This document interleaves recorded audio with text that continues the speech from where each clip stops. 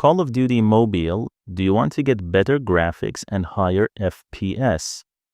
On Rapidguide channel, I'll show you how to adjust your settings. First, open Call of Duty Mobile and tap the settings icon.